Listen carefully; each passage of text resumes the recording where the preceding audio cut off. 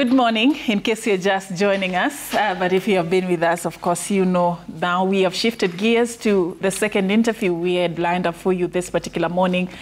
In this long holiday season, we want to talk about something that is very pivotal for you as a parent, as a caregiver, and of course the role that teachers and even the community can play in helping our young ones to be able to be placed on their career paths. And we are talking about career mentorship this particular morning. And I have with me in studio a panel of three ladies. I'll start by just running you through who I'm hosting this morning. On my far right, we have Sarah Munyi. Sarah is a life coach and a corporate trainer, also known as ambassador. And I can go on and on about what else you need to know about her. But we are so glad that you created time for us. Thank you. Thank you very much, Seraphine. Yeah. And this morning also we have with us Emily Ndeke. Emily is a mentorship coordinator, a teacher at Mary Shaw School, and also a counselor. We will also be hearing more about how you walk that journey with the young ones and just to get to help them make better decisions. And we also have with us Lina Anyango, an education consultant. Lina, thank you for creating time for us. Thank you. All right. So yesterday when I was prepping for this conversation, I'd like to start with you, Sarah, and yes. I used the word mentorship. I remember one of my friends actually asked me, why mentorship, not choosing? You know, these young ones, we need to choose for them. You know, why mentorship? Why counsel them? Why walk with them that journey? And I want us to start there. You know, how do you understand the difference between mentoring someone towards a particular direction and actually choosing for them where they need to go? Yes, I think it's very important. Mentorship is very important. And mentorship is basically guidance. And one of the benefits of mentorship is that you don't get to make the mistakes that other people have made, you know, learning by experience, making the mistakes, and then, you know, regretting or wasting time. So it's very important when students get mentorship on maybe even the careers that they want to get into. If I want to be a doctor, what are them? I mean, being a doctor, there are so many other areas in, you know, in medical, in the medicine field.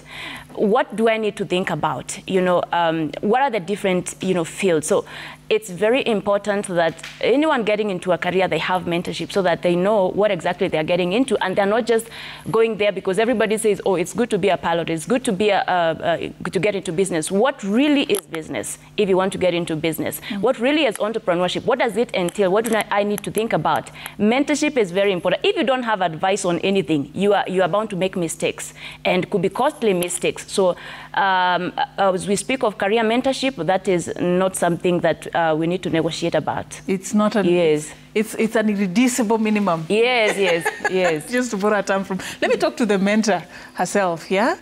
What does this, you know, mean for you, the difference, the dynamics, and why should we choose the path of mentorship as opposed to any other strategy that is out there? Thank you very much. I would like to add to what Sarah has said. Mentorship is like, this is what I want. Please walk with me. Walk with me. For example, I want to be a doctor, and I've seen all the things that I need to have to be a doctor, but I lack someone to walk with me, someone who has already walked the journey. So that is mentorship.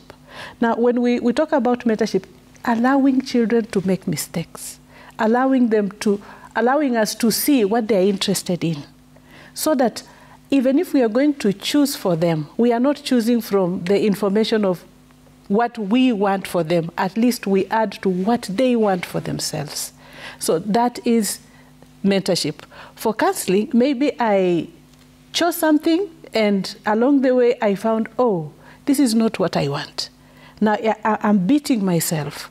So I said, no, you made a mistake, yes, but there is room for growth. There is room for you to do something different that you wanted.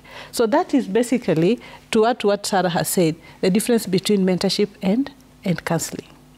Yes. All right. And Lina, if you look at the relationship that, say, parents have with their children, to what extent are we applying that formula that they both have described, mentorship? Me back in my day, I don't know whether it was the same for all of you. Parents knew everything. They have all the right answers. Yes. You know, they know what they wanted to be doctors, but they were not for some reason, and now they want a doctor out of one of their children? That is it. Yes, so I just want to concur with what Emily and Sarah have said about mentorship, that there is that aspect of long-term relationship. It's not a one-off day you are told to be a doctor, you need, this is the subject combination that you need, these are the grades that you need. No, it's a long-term relationship of you exploring the options that you want to make, and even having a mentor or a role model in that field to help you make informed decision. I know of schools which are already doing what we call job shadowing. Just to, as a child, you might want to do something, but you don't know the nitty-gritty of what it involves.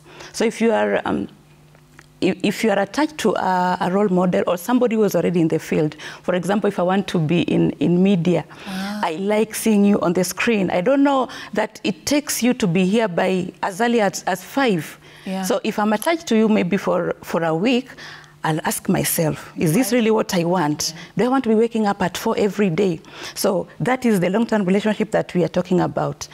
Coming back to your question, I know even for me, my dad wanted me to be a doctor. Yes. Yes, he wanted me to be a doctor because that was his dream. So when he did not make it, he wanted to make a doctor out of me. So what you are saying is very true, that most parents want to live their dream in their children, which is very wrong. Actually, in this world, in the current 21st century, as parents, we are only supposed to help our children identify what are their interests, what are their talents, what do they like to explore. Like, during my time, if you said you wanted to be a DJ, you'd be the joker in the house. Yes. Yeah. But thanks to, let me loop in the CBC now. Yeah, thanks to the new competency-based curriculum that has been introduced, that is giving parents that new paradigm to see that even dancing can be a profession.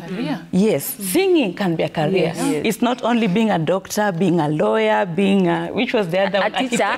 A teacher was last in the list. I think the next one was to be, was it an engineer? Engineer. Yes. So I think as parents, and I'm also addressing my fellow parents outside there, we need to leave these youngsters to explore their talent. There's a talent God placed in each one and every one of them.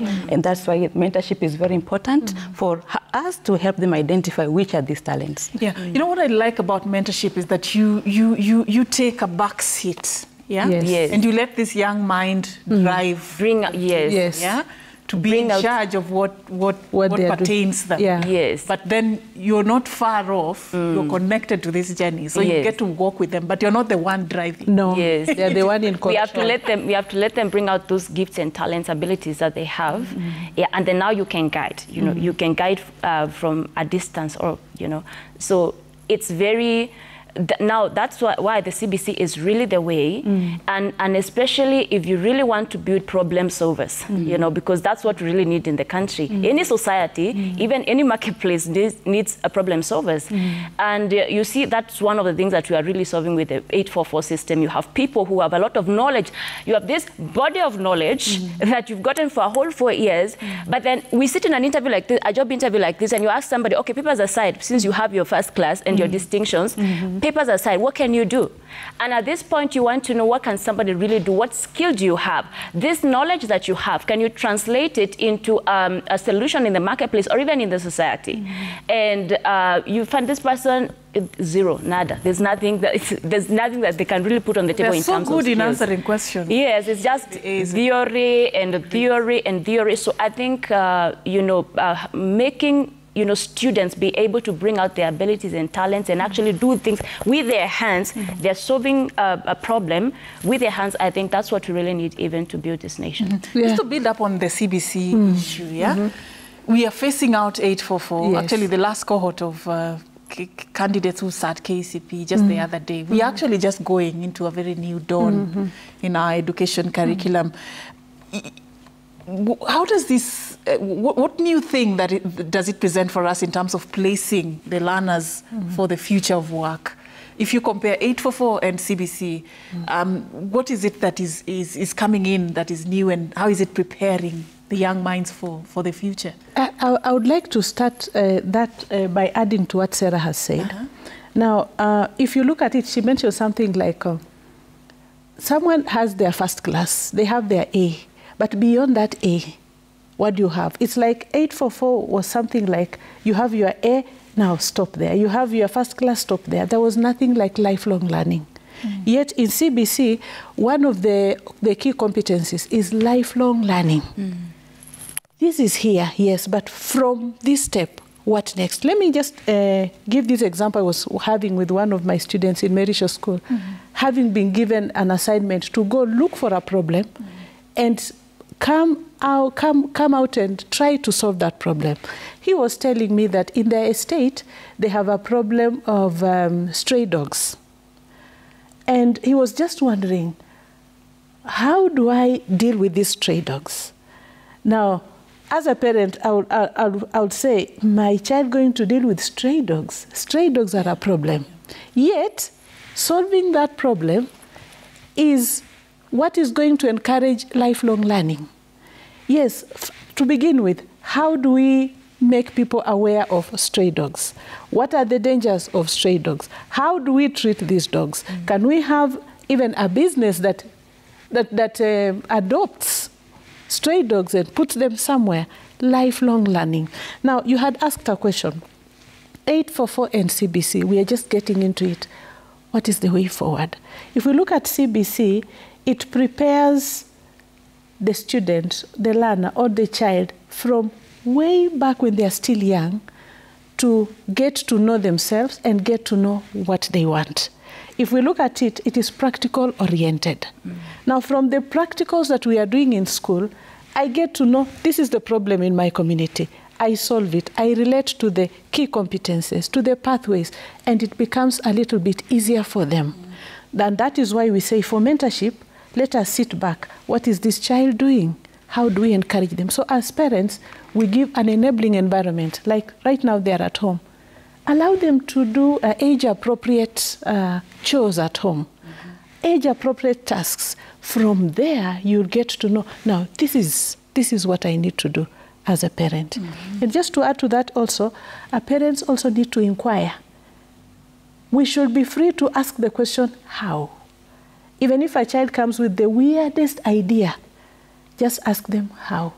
A small answer will come from them, and then you create an environment for them. Don't shut them out. Don't shut. Allow them to make mistakes. Where they're coming from with their ideas. Yes. No matter how wild or strange. How wild it is. All right. Wild dogs, yes. Lina, you know, they've talked about CBC and 844 and the comparison, what CBC is presenting.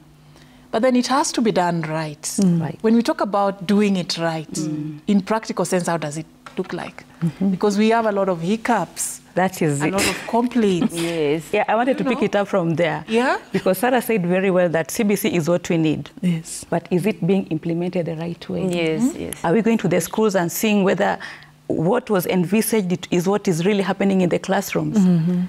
We have changed the system to CBC. But our teachers, in their software, in their mind, they're still 844. Yes. So I can tell you, I heard of a school where even on Sundays, they were asking grade 4 learners, CBC, to come to school. So that is telling you that while we've changed the curriculum, we didn't do a very good job in sensitizing the teachers who are the driving, the drivers of, or who contribute to the success of this curriculum. We didn't really sensitize them so that they can own and really understand this. Because all these nice things we're talking about, the learner can only get them during the classroom setting. The competencies Emily has talked about. Effective communication, problem solving. It's not like a teacher can get into class and say, today we are going to learn about problem solving. It cannot happen. Today we are going to learn about effective communication. In theory, you will just write how to give a good speech. But these learners need that platform to practice. Very few schools give them that platform. Very few schools, most of the schools actually, they're still in how far are we with the syllabus? How far is the syllabus? So during that lesson, the teacher is supposed to come up with activities that will give these learners opportunity to do what? to communicate, to present, or give them a task to solve.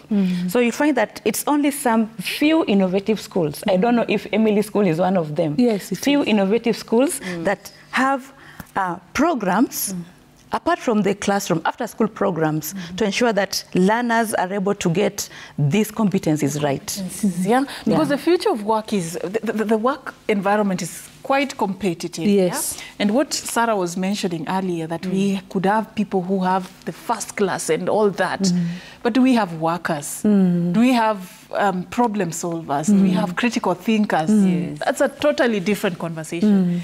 And because you're teachers and you have that background and you deal with learners, I want to understand practically, how do you instill these values? Are there, for example, activities? Are there things that, you feel are pivotal for learners to be doing progressively that would prepare them for the future and how it looks like? And if probably a learner wants to be a doctor, they want to be a journalist. You should be journalists. Want to be lawyers. Are we preparing them for that? Because what I know from the previous dispensation is you pass exams and then you figure out what you want to become. Can I go first? I think that question excites me. Yes. Based on the statistics, the latest statistics on what employers look for when they are recruiting their employees. That one of the key things, most of the key things they look for are not the hard skills they get in the classroom through the content, but they're looking at the soft skills. The employer wants to see, is this employee adaptable? Why? Because the work environment is radically changing every now and then. Yes. You remember what happened during Corona, that drastically every employee had to adjust from physical workplace to virtual, and working from home or virtual learning or virtual work. So is this employee adaptable? Is this employee a team player? Can this employee work well with others? Is this an effective communicator? So this is what CBC looked at and said we can make this as competencies. And if you run through the curriculum design, there is nowhere where we have those ones as strands or substrands. No. But they're supposed to be learning experiences within the classroom and learning experiences within other activities which innovative schools organize for their students to have outside schools. You'll find things like debating, things like world scholars, things like STEM and robotics. These are things which early enough help the learners to identify their passion. Is this where I belong? And now in CBC, junior secondary, they only have 3 years. By the 3rd year, they should have figured out which pathway they want to go to. So you cannot wait until these students are maybe in grade 8 or 9 for you to start having the mentorship sessions on. It has to start as soon as they join grade 7. Because as soon as they join grade 7, they get the shock of having to choose subjects. Go the arts, the sciences. So when they have to choose whether I'll be doing agriculture, business studies, computer, Mandarin, and these are things they were not exposed to. So that's the first shocker, that, so I have an option of choosing what I want and leaving what I do not want. That is in grade 7. When they are done with grade 7, grade 8, grade 9, by the end of grade 9, as they transit now to senior school, they should have figured out, which pathway am I going to take? Will I take the STEM pathway? Will I take the social science pathway or the art and sports science pathway? It therefore means that if we do not have a structured mentorship program in the schools, we'll be losing these kids. And, so when we get to that specialization, I want the both of you to weigh in. Let's go back a little bit. Talk about, because you said, embracing the competencies in the everyday learning activity. Making it normal, not like a separate subject that today we are learning about competency. It has to be part and parcel of what is going on. How are we innovatively doing this? Let me start with you, Sarah. So one, we cannot restrict learning in this day and age to the classroom, to 4 walls. That is as old as when, we cannot restrict education in this day and age to the 4 walls. Because if we even speak of agriculture, and what happens in these days, that youth mostly, they want courses to do with digital, you know, IT, things like that. We've forgotten even things like agriculture, of which you're eating like three days in a week.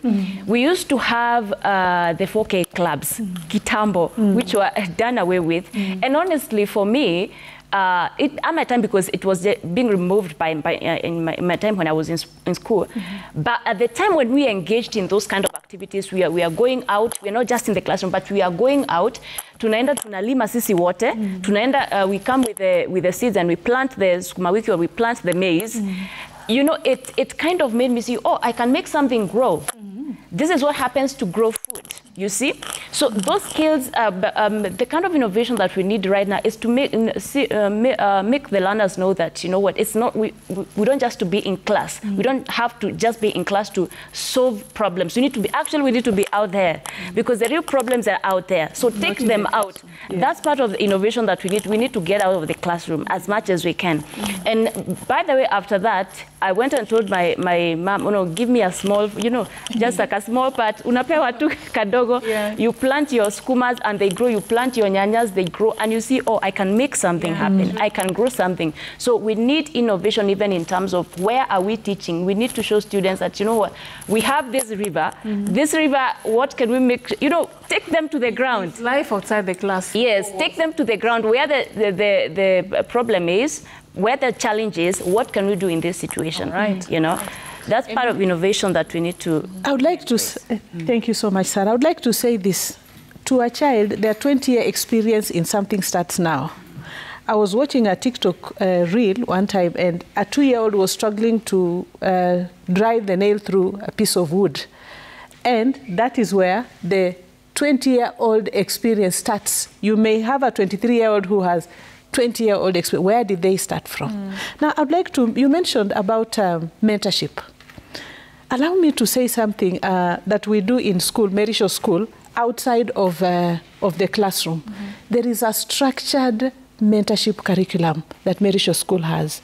Apart from the CBC curriculum, there is the curriculum, for example, for grade 7. When they come to grade 7, what are the first topics they are taught? Self-awareness. They go through SWOT analysis. What are my strengths? What are my weaknesses? What opportunities do I have? And what are these threats that I have? And how can I benefit from my threats? So the mentorship curriculum is designed in such a way that it takes all the competencies of CBC in this other curriculum. Also, there's a different... It's not part of the CBC? No, it's not part of CBC. Okay. There's the grade 7 mentorship curriculum. We call it year 1 curriculum. There's year 2 curriculum all the way to year 6. Now, year 6 preparing now these students to the outside world. Yes, you have this. We have taught you the competencies. How do you do it outside of the world? But we are not just waiting for them to get out to teach them. Sarah has mentioned something about the 4K club. In our school, that is really practical. In fact, with a population of over 400 students, we don't buy vegetables. All green leafy vegetables, cabbages, courgettes, all of them are grown on the school compound. And who do that? The agriculture students. Let me take you back. Yes. What inspires some of these initiatives? Like, for instance, you know, for me, grade 7 stands out because they are just transitioning from grade 6, which is in a lower level of the primary level, to the JSS, the junior secondary school. Yes.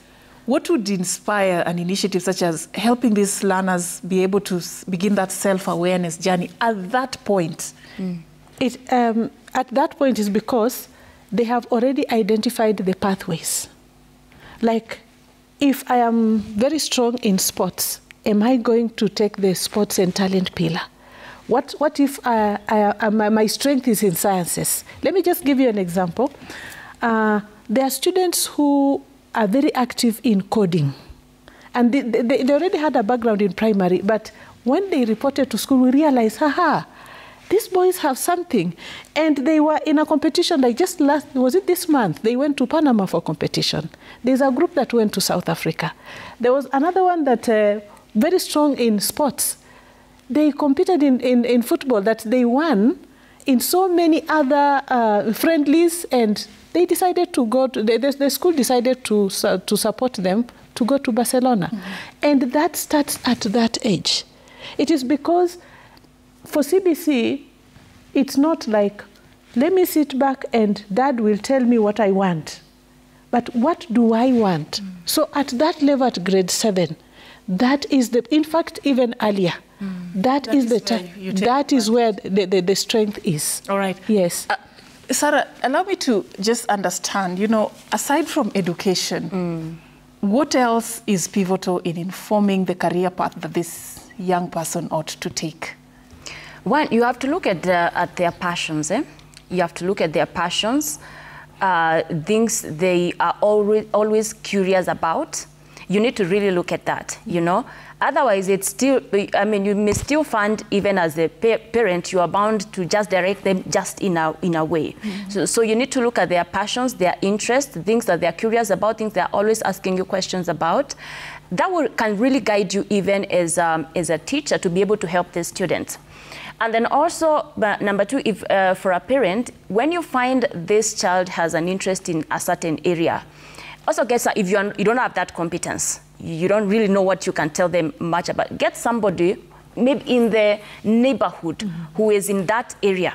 And then you can tell them, oh, my child is interested in this area, my child is interested in being a nutritionist, my child is interested in this kind, in entrepreneurship, in business.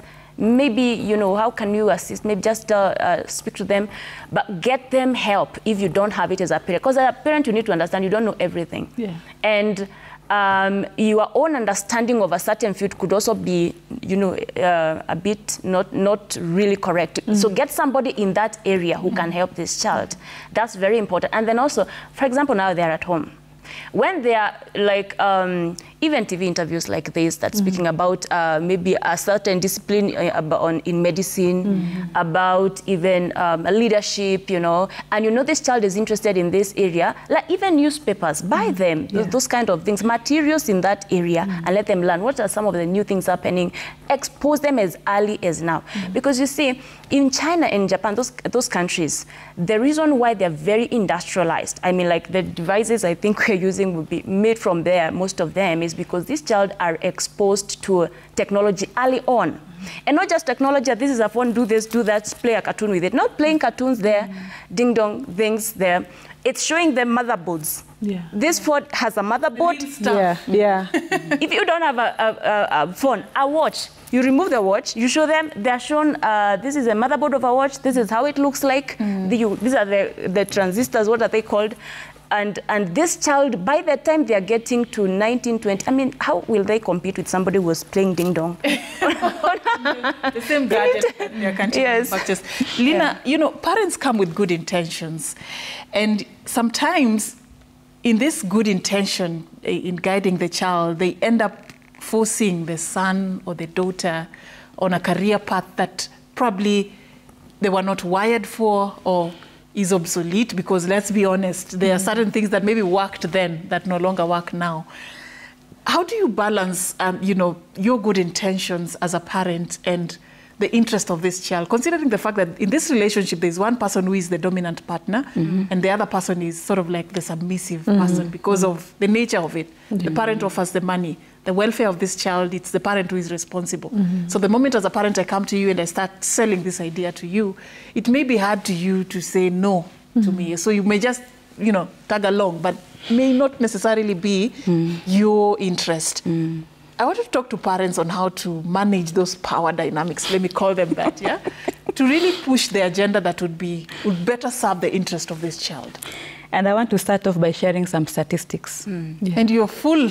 Yes, yes. Numbers don't lie. Numbers don't lie. Yes, according to World Economic Forum, 23% of jobs currently will be disrupted in the next 5 years. That's one. 2, 85% of jobs that will exist in 2030 have not been invented yet. I think these are very heavy statistics. Yes. Meaning that we are preparing these children for jobs that are not there. And therefore, the knowledge that we have as parents might be limited. we might mislead these children because we are basing on our experiences. And yet, these children that we are raising, their jobs have not been invented. Therefore, we have to acknowledge that we might misdirect them if we do not leave them to explore. So what, therefore, is our role as parents? Our role as parents is to ensure that our children have the correct soft skills that every employer is looking for. You can be trained as a teacher, but if you have the right attitude, you can be employed as a journalist, right? Yeah. Yes. So if, for example, teaching job is erased, now that people are learning things on YouTube and they're learning on their own, how adaptable will my child be? Supposing that by 2030, the job that my child wanted is among the 85% which will not be there. Right? Yeah, so we are supposed to provide that conducive environment as parents for our children to speak out what they like, to explore what they like, and attach them to mentorship programs that help them develop these soft skills. I'm very happy with schools that are doing that, like what Emily has said, that in their school, they've looked at mentorship as a key area, and they actually have a curriculum for that. So that by the first year, the child is supposed to be taken through self-awareness, which I think helps them to identify what are my likes, what don't I like. So that when they'll be making informed decision in year 9, they're making decision from the point of understanding themselves first, not understanding what their parents what their parents want. So my parting shot on your question is, as parents, our role is to guide, not to command. Because we might be limited by the knowledge that we have. Yet, statistics show that the jobs that our children will be doing, currently, they do not exist. They don't exist. So aren't we misleading them if we tell them we want you to be a secretary and then... Don't mention jobs. I'm giving an example because currently, if you are employed, the first thing you'll be given is a laptop. Meaning that we're not expecting anybody to be typing for you your work. That's just an example of some jobs which with time, they've been rendered obsolete. Yes. All right. Emily, just to add on that, you know, parents advise based on their worldview and how they understand things, you know. What if the child is actually wired to become more than you ever became, We've seen such stories. We have. Talk to parents, you know, as a counselor. Now the counselor in you. I would like to start from where one of the things that Lina said. One of the things that we mentor our students on is navigating uncharted pathways. The emphasis in our school is don't finish school to look for a job. Create your job now. Be your CEO today. So that when you get out there, you will not be, you can join the workforce, but as a young CEO. Now to the parents, let me give my own example. After I completed Form 4, that was way back in 1991. All I wanted to be was a lawyer. Then my late father, God rest his soul, he said, a girl, you want to be a lawyer so that you can argue with everybody around you. That was his worldview, his understanding of law. And in fact, he said, it's good to be a teacher. A teacher is motherly. A teacher is, you'll have time with your children. And a teacher, that was their model of the world. That was his model of his worldview. Actually, I came to learn later on that teaching is beyond me getting the English and literature syllabus and going to deliver in class. There is so much. There is so much. And the person who is seated in class is that student. So for the parents, I would say this. Dear parents, listen to your child. Allow them to make mistakes. From those mistakes, they'll get to know who they are. Let us not project ourselves on our children. I wanted to be a lawyer, for example, and somehow I didn't qualify, or my father did not want. Now, this child must be a lawyer. No, it doesn't work that way. As we have said, there are jobs that are so important today that tomorrow they will lose meaning. In fact, someone will tell you, "Mean you're going to school to study that?" So parents, listen to your children more than you would listen to the fear in you. That if my child is not this way, then they will not have a life. There is so much to life. There is so much to life. And they learn in the classroom than we can imagine. So listen to the weirdest of the ideas. Someone just thought at one point that how I wish that I could walk around with my phone instead of having to go to the house to pick. Now, don't we have mobile phones? We do have mobile phones. Someone has thought, apart from just my car running on petrol or diesel, why can't I use electricity? Don't we have electric cars? So as we are saying, there is so much in the future. And the future belongs to our children. Let us enable them. Take care of their future. Let us mentor them. Let's encourage them. At home, create an enabling environment. Use the materials that they have at their disposal in order to get what they want. Yes. And Sarah, just to add on that, as an expert in personal development, in helping parents understand the potential of their children, because I find parents a very key stakeholder in this whole conversation. They are. Yeah, because the teacher may advise, the teacher may counsel, but when they go back home, it's actually what the parent says at the end of the day and which school he or she will choose to pay you for you to go. That will actually determine how you will end up in life. Yes. So just to help parents understand their children and their potential, their character, how do we go about that? I think parents, we have to do a lot of education as well to the parents, because some of them, they're still, a large percent, they're still stuck to, this is what I want. We want a lawyer from we want a doctor from our, they're still there. They're still stuck there, even with the CBC, even, you know, with the knowledge that is there today. So I think parents really need to understand and really know that their children have gifts and abilities in them. And in case also they didn't get to live their dreams, you know, like you say, you wanted to be a doctor? Yes, they wanted you to be a doctor so that you can live their dreams. She was supposed to be a lawyer. Yes, it was the same for me too, because my parents were teachers and they wanted me to be a teacher. And you know, I finished Form 4 and they tell me, no, you go to, I don't know, Kamagapo teachers, I don't know, Kigali teachers. And I say, you know, I was so mad about that. But the thing is, parents need to understand that their children have their own path. If you did not pursue your path, don't try to achieve it in your children. Let them find their own path. And the best you can do, actually, for your child to operate at optimum and for them to be happy, to be fulfilled, is to you know, the passions that you see in them, just inspire them. Help them as much as you can. You know, do your part. I mean, you can provide the right environment, give them the basics that they need at home, get them the mentorship that they need. That's what you can do. But if you try and project, you know, things that you didn't achieve, you try to project it on them. You know, I speak a lot of, in my mentorship programs, I go to a lot of universities across Africa. And you find somebody telling you, I'm in my 5th year in engineering. Hii degree namaliza nipatie mzae. Alafu, me I go and pursue, me I'm doing my music, me I have my YouTube channels, me I go, I love photography, that's what I love. So they will be getting into, because you know, at the end of the day, they listen to, because you're the one paying the school fees as a parent. So they'll go to the university, they'll enroll for that law degree, and then you find they never finish.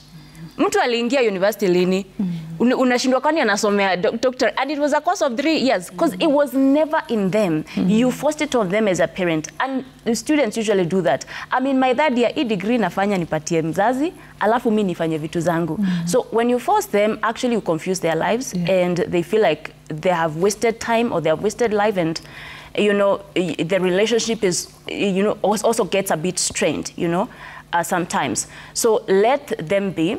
And also just get them the mentorship that they need. Otherwise, you will be forcing them to do things that they don't want.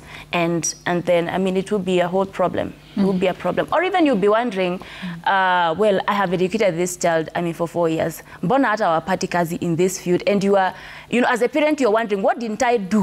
What did I do as a parent? What you did is about what you did. You forced I'll allow you a few minutes just to talk about your part ya kazi. Yes. Umesoma, umegraduate, you know, mbona upati kazi. You know? Mbona upati kazi. That's the problem. That's what the parent is asking. But one, first of all, you force them into a course they don't want, because that's what you wanted. So it's not in them. They didn't give their best, even in school. And also, they're not even passionate about looking for a job in that area, you see. So, wewe huoni hizi kazi anafanya hapa, anauza nguo, anafanya hivi, huoni kama hiyo ni kazi. You're still waiting for when they'll be working at Citizen TV. So, as a parent, please allow your child to explore.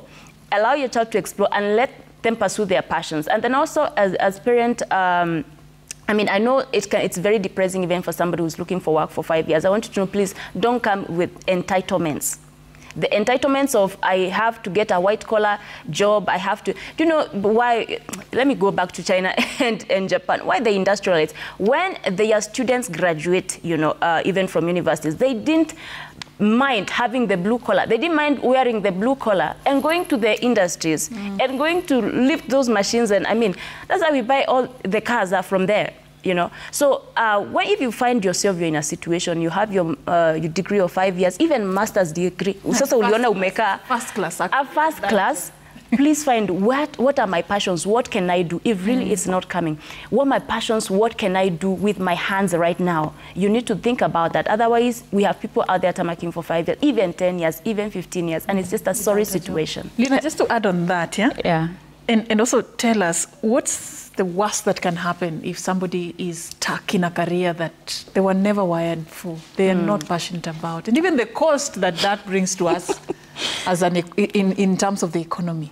Because we never think about that. We never think about that. I've heard of adults who are stuck in their jobs. Yeah. They outrightly do not like their job. They tell you, I'm only doing this because I have bills to pay. Yeah. I have a family to take care of.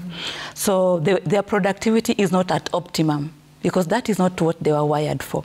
So you find that we use a lot of resources, training, engineers, training various professionals for jobs that were not in them in the first place. So like Sarah said, some of them did it for their parents, because parents want that title, that my son is a lawyer, the other daughter is a wakili, is wakili, the other one is engineer, is daktari. Yes, yeah, but really that was not their passion. So one, it compromises their output or their productivity at work, and they generally live frustrated life. I've heard of friends who are telling me, if only I had a way of getting out of this profession that I am in. The good thing is that with upskilling and with the 21st century, you might have specialize in a given profession, but if you upskill, then you can transit to a profession that you are comfortable in. I want also to add on to what Sarah said about our parents. You don't want to beat them all through, because we have some parents who've had that paradigm shift, and I'm very proud of them, because during this long holiday, initially, during long holidays, parents would reach out to me, Lina, are you available? I need, my child needs support in chemistry, my child needs support in biology. But do you know what, throughout this year and part of last year, parents were getting into my inbox, were like, Lina, do you know somewhere I can take my kids for coding training during this holiday? Do you know somebody who can train them music, who can train them piano? So parents are gradually transiting from the content and rote learning to looking for opportunities where their children can get skills which can prepare them for world after school. Yeah. All right. Emily, as you add on that also, there's something you mentioned about, you know, sort of like shadowing. Yes. What is the significance of getting the people we are mentoring for careers to really be exposed to the real world of work? Yeah. Because some of us were shocked when we we actually, you know, what we thought vis-a-vis what you get. What we get. The ground was different. Yes. But they say kwa ground vitu ni different. Yeah? Those are job shadowing programs. Yeah. Or career shadowing programs. This prepares the mentee or the learner or the student for real life. You may just be dreaming, all I want to be a doctor. You are in grade 7 or you are in Form 2. At this time we are talking both CBC and 844. You are in Form 2. All I want to be is to be a doctor. I'm excelling at biology, chemistry, maths, and all that. But for job shadowing programs, you actually work with that doctor like a day in the life of a doctor, or just an hour in the life of a doctor. What time does the doctor go to work? They don't. I don't think change your mind. You change. Many have changed. And this is to prepare you. Is it an 8 to 5 job? You may realize that it's an 8 to 5, 5 to 8. It's continuous. So it prepares the student. It's not. You may just be admiring a doctor who you see the glamorous side of it, but you don't see the things they do. Maybe they are in surgery here. Next minute, they are attending to another emergency. Next, what they did not prepare. 2 a.m. an emergency. Yes, and you have to be on call. And that's where passion comes in. Yes, there are those people who wanted to be doctors, and they're enjoying it. They wanted to be teachers, they're enjoying it. But those ones who are forced into those careers, actually, from a psychologist's point of view, I'd say they create a toxic environment for those ones who are enjoying. You can imagine, I'm enjoying being a teacher. Personally, I've been teaching this is my 27th year of teaching. Here comes a young or even older teacher who was really struggling in the profession. I say, what good do you get here? And if you are not strong-willed, you'll say, and by the way, what good am I getting here? A toxic environment, and then it lowers productivity. Remember, as a teacher, the future of these children depend on me at that particular time. And if I'm not passionately giving them what they need, I am messing them up. And just to mention something again on parents, the parents, the way we decide for students, or the way we do things we want to do for them. I would like parents to empathize with these children. Picture yourself at 16 years. Were you able to make a decision? Is there a decision you wanted to make and you were told, no, we have lived longer than you have, so iyo yako weka kwa kikapu. You want to be a DJ? No, who will be listening to? No, you be an engineer first.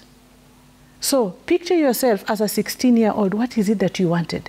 So I'm calling on parents to be empathetic. Even as we advise our children, be empathetic. Yes, at this time maybe they are confused, or maybe they are not. Give room.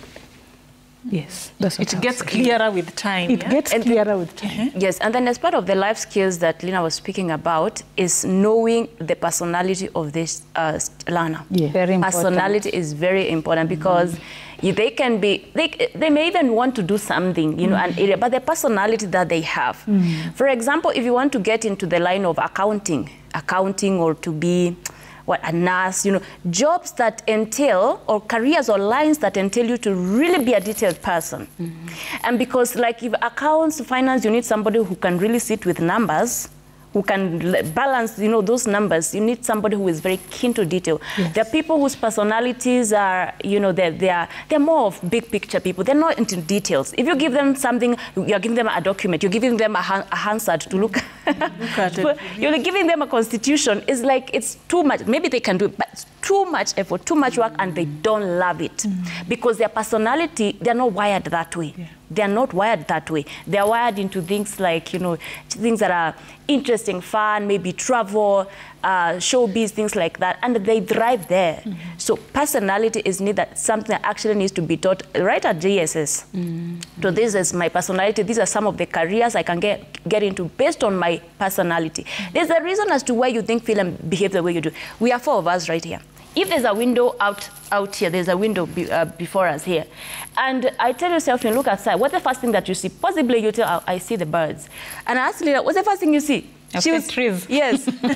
Maybe for me, I'll see the people. Maybe that's the first thing I see. You see, so we see different things looking at the same thing. So we need to really think about personalities right at JSS, so that now we can start even guiding them into careers that are aligned. They are actually aligned and built for those kind of careers. And I think that's why Emily talked about teaching self-awareness. Yeah. Maybe part of that is them identifying. At JSS, yes. There's one crucial thing that is coming that we have really not taken time to think about as we roll out CBC. Yes. It will get to a point where these learners will now kila mtu ataenda side yake. Yes, different pathways. Are we ready for that? Because we haven't quite talked about it. Yes, we are talking about CBC competencies and ensuring that learners have skills. But one thing that will also come when the first cohort actually gets to that stage is we are going to have these learners now specialize in certain learning paths and take different directions. The science, the arts, you know, and the social Science. Yes. the social sciences, yeah? Are we ready? What is it that we should actually really focus on when we get to that point so that we don't end up allowing our learners to take a path that maybe they're not wired for? Because the good thing about 844, wacha niitete kidogo, you're given everything. Yes. And then at least when you get into the job market, you can find your way around.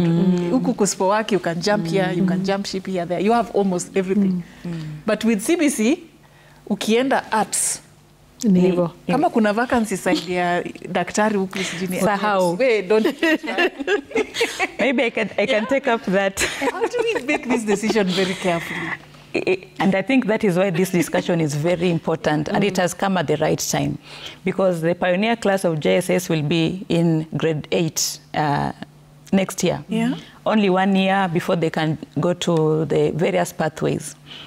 And therefore, just like you rightfully put it, it is very good and ideal for stakeholders, especially schools, to be very deliberate and intentional about introducing this career mentorship from the time the students join grade 7. It's unfortunate that as soon as they join, they're supposed to already select subjects. There are some optional subjects that they choose at grade 7, from computer studies, business studies, French, Mandarin, and agriculture. So this year alone, parents had trouble deciding on what to do. They were like, if my child chooses computer studies at grade 7, will that bar my child from getting into the STEM field in the senior school? And they are rightfully confused because nobody had sensitized them on the relationship between the choices they are making now and the future pathways that they will choose. So from my side, I feel schools should be intentional about having this career mentorship right from grade 7, because they only have 3 years to identify the talent and decide by year 9 that this is where I want to go. So apart from being intentional, I like that most parents are now keen about selecting schools which they feel will give their children the best platform for them to explore all the talents that they have. I told you that parents are reaching out to ask about coding and music. Parents are also asking, which is the best school for my child in terms of CBC junior secondary, which is the best school which is offering and which is having facilities to enable my child to be nurtured for the right pathway in the next 3 years. That's crucial, because if it took us all those years to decide what we want to become, we kept on changing. Started by doctor, pilot, changed, and here we are. Find it along the way. Emily, may I add something? 2 things. Number 1, the person who is going to deliver the curriculum is the teacher. Personally, I've seen in my school that teachers must be CBC compliant. Because if I'm going to a CBC class with an 844 mindset, I'm not going to help that child. Secondly, parents are also informed. Like there's a CBC day where students display their activity, the projects they have been doing. CBC parents come and they are told, this is the way. And by the way, as a CBC parent, they are trained through. Another thing I would like to mention about... So there is also CBC parents. Yeah, the CBC parents. Talk to the parents. That's what we do in my school. They have to be informed. And that's why, like allow me to say this, the school is full boarding, but students in CBC are allowed weekly boarding. Why weekly boarding? They're allowed to go home during the weekend for the sake of parental involvement in learning, in CBC learning. So that we don't want a child to have stayed a whole term and then makes a mistake and then the parents say, where was I? So here is the child. Talk to them. And if these students are not able to go home, still on mentorship, apart from the classroom, the class teacher, the dorm parent and all that, we have smaller families. Like you bring your student, your child, yes, is in grade 7. In that grade 7, there are 30 of them in class, but we have a smaller family. Each teacher has between 12 and 15 students they mentor. So when we are doing a SWOT analysis, the teacher knows that this student has this strength, this one has this strength, this one has this strength. And they can collaborate. Remember, collaboration is one of the key competencies of CBC. So from this smaller mentorship group, I'm able to tell, as a teacher, this student is very strong in coding. And I'll connect with the biological parent or guardian and even advice. So that's why parents also have to be involved in lifelong learning. Don't just say, I am a doctor, I am a teacher, I am a lawyer, and my child is in that school, and I've taken them, and that's the end. No, get involved. Get involved. Yes. All right, so with the CBC, it's work, work, work, and everybody has to be involved. Yes. The parent, the school, the child, but the child takes the center stage. It's actually in this whole journey is informed by the direction the child wants to go. Yes. And the teachers and the parents just help them to identify their skills and what they are capable of, but they don't make the decision for the child. A final round of your remarks. 30 seconds each. Let me start with this. I want to say, you have spoken about the teachers, the parents and the students. The society as well has a responsibility, because one of the things we must speak that education seeks to give is knowledge, skills and values. And the values, I mean, we say a child is raised by a society, you know, so the values, the right values that will now complement these skills need to be instilled. And these ones, you may get them at home, but also in the society. When a child looks at you, even if you're not their parent, they kind of, with the way you behave, they kind of say, okay, so adults can behave like that. If they can insult each other on the streets like that, so that means it's okay, you know? So a child is raised by a society. So we also need, as a society, let us also show the kind of values and virtues that we need our children to grow up with, so that they will complement these life skills and these competencies that they're building. All right. Yes. Emily, parents are asking, what do we do with our children? 2 months. That was so long, you know, this long holiday. Yes, 2 months, so long. And just quickly to add on values, also before you take your child to school, look at the facilities. Are the facilities CBC compliant? If we are saying we are teaching aviation, do we have a plane? Yes. It's a long holiday. Children have been given assignments, homework, projects. As a teacher, I'm waiting. I gave my class a project, community-based project. It's not homework, go and write, no? Remember, we are solving problems, so I've given you, grade 7, identify a problem in your community, provide way, solve it. Parents, there is a lot that children can do. All right. A lot. Thank you so much, Yes. Lina. Yes, I'm back with my numbers. Parents, remember, 85% of jobs that will exist in 2030 have not been invented yet. So our role is just to provide that conducive environment for our children to identify their talent. If that includes sourcing for the best school which will nurture these talents, so be it. All right, thank you so much. Lina Anyango, an education consultant. I was also engaging Emily Ndeke, mentorship coordinator, Merisho School, and also Sarah Munyi, life coach and a corporate trainer. We appreciate your time, and we hope that we have added value to you as a parent, as a caregiver, society at large, and even as a school, to be able to know how to properly guide our children to place them on the right career path. Of course, that is how we wind it up right here on Daybreak this morning. Thank you so much for creating time for us, but enjoy the rest of your viewing.